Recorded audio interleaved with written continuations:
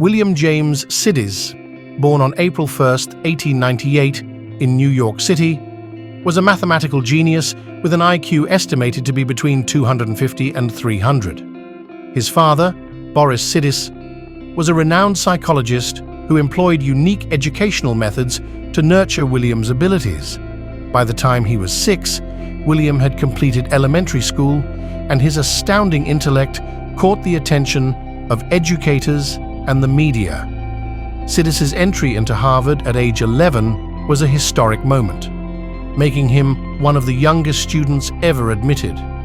He gave a lecture on four-dimensional bodies at age 12, stunning professors and students alike with his profound understanding of complex mathematical concepts.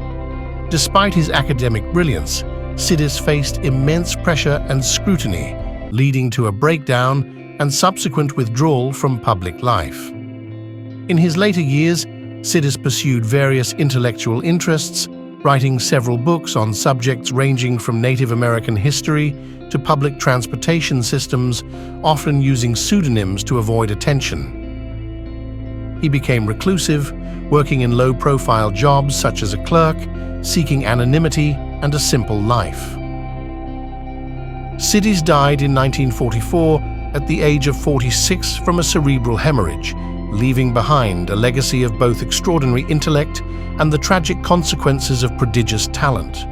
Thanks for tuning in. Remember to hit the subscribe button, give us a thumbs up, and drop a comment below.